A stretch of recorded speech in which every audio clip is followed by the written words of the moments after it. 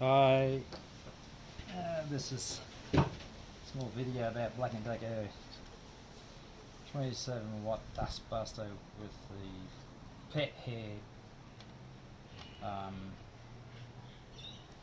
powered end on it. What I found was, after I'd had the thing for about 4 weeks, was it stopped working. And I went through and searched for my receipt and could not find it. Usually Black & Decker pretty good. Stuff we've had before have never been an issue, but this one, yeah, just sort of the whole head stopped working. The actual head itself, it was not a problem.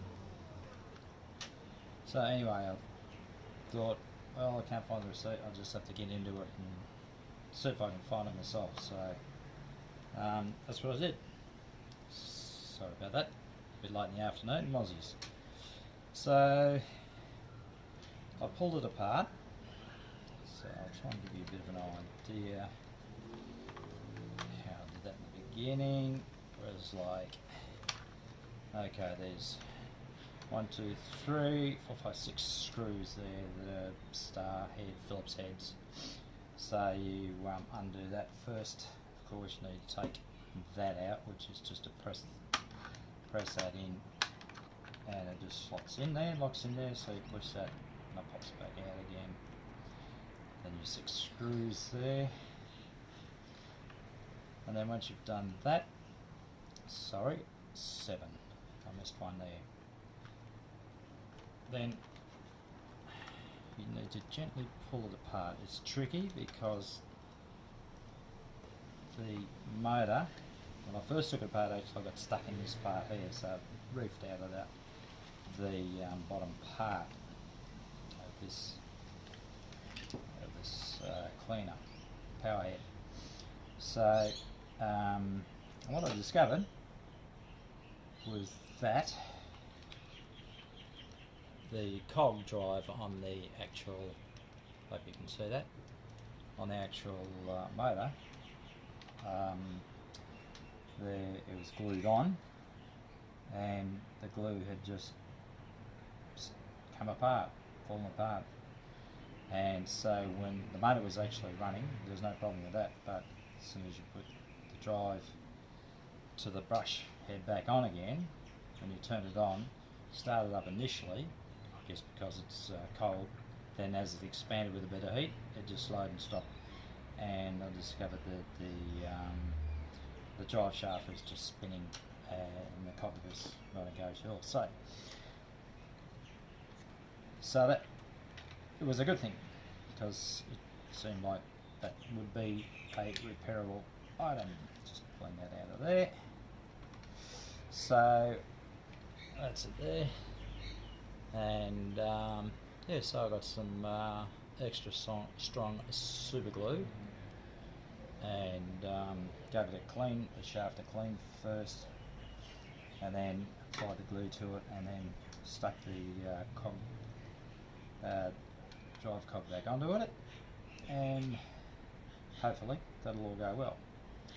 So now what we've got to do is put this back in here. You've got to, there's the drive belt. Make sure you put the drive belt on first before you put the motor back in, because otherwise you'll have to take it all off and put the drive belt back in again. Okay, we just got to get this in. Now there's a couple of locating lugs. I'll just take that off again. Where is it? There's a lug there, a groove for a lug in there. So that has to engage or sort of be put in correctly, so that when the motor powers up, the motor's not going to go spinning around and make a mess of the wiring and everything else. So it's a little bit tricky to get that little sucker in there, but you've got to push it in gently and then just twist it until it goes click, and you'll feel that lug at the bottom lock in. Now this one is for a lug in the top section there. Now the other fun bit is getting this wiring back in around the actual top part of the motor. You'll see this rock and rolls backwards and forwards. So, and then, so that means the wire has to be placed into like these little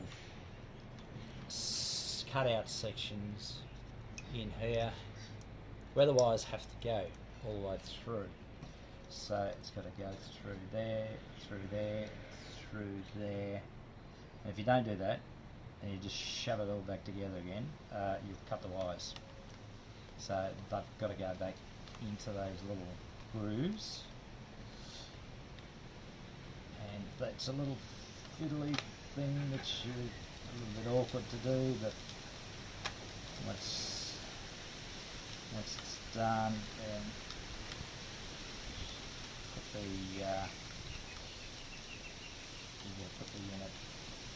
you can put the unit, top unit and the bottom unit joined together.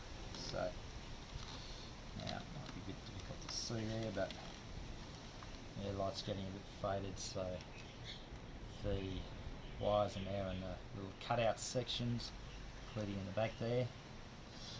So now we can put that, just gently place it together, not all the way. So what we're going to do now is flip her over. Now we've got to put in the actual drive unit itself. So now, word of warning, there's I just fell out. There's a little plastic lug that sits in the top there. Need to make sure that's, it doesn't, it just sits there. Tip it, it'll fall out. So you just got to be careful of that. So, and so once that's in there, you've got to put the motor belt drive around the drive mechanism, and then it will slot at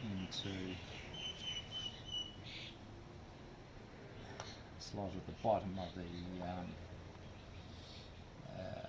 sort of like a seating in the bottom of the bottom housing. So once you get that together, then you need to just gently, tactfully get it all back together again. It takes a little bit of encouragement, not too much. You just need to be gentle with this and make sure that it's all going to fit back. Probably making it look a whole lot harder than I really should do, but anyway. Okay, let's pop that out again. That one there, so push that back in again. And it's being a little stubborn. Always does that when you're on camera, doesn't it? Put that back to there, the motor's right. Let's slip that a lug again, I think.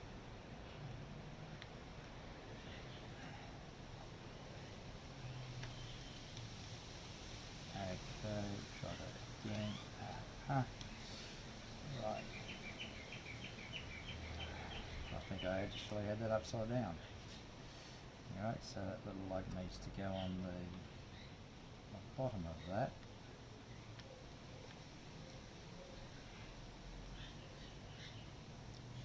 And oops, so we're going to have to put the whole thing back upside down so I can get that in there.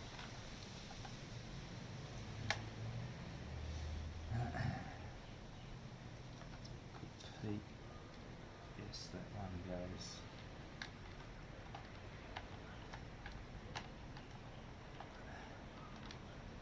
That goes that way. Okay.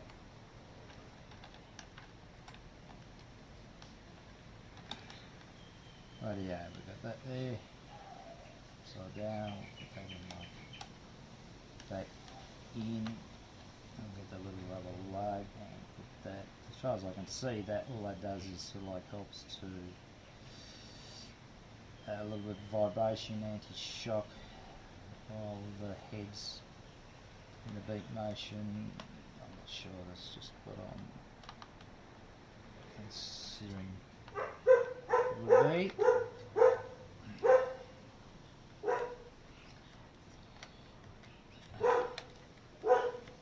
So we're getting there slowly, but okay. Here we go. We've got it now. Snapped in there. So this front is now snapped in along the side there. I'm looking at the back there. It's not quite sitting in there, so I just have to push it down a little bit. I'm going to open it up a bit and just see if the wiring, yeah, it's come out of it. It's come out of its keeper, so I'm going to have to try and get that back into its keeper like that. Okay, we got it. That's it. Alright, now next thing is to get the screws and do it up. I'll pause it a minute.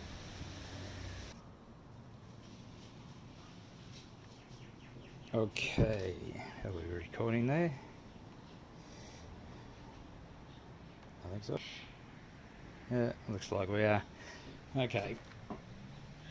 Alright, so I've just got in 1, 2, 3 screws in there at the moment. So I'll check this is going to work. So insert the power brush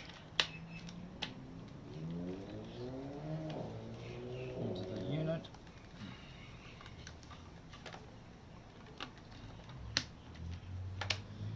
Right, brush heads in there. It's moving okay. Stick it on. And give it a go.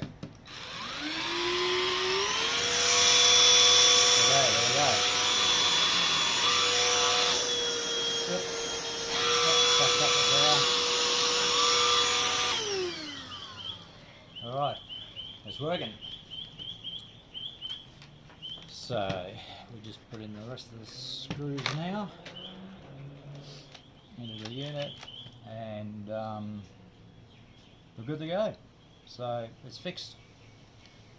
It's a little bit of messing around, a little bit fidgety, but yeah, it's easily done. So if you've got problems with the brush head not turning around, it's very simple. It's the glue that Black & Decker are using on the drive shaft of the motor.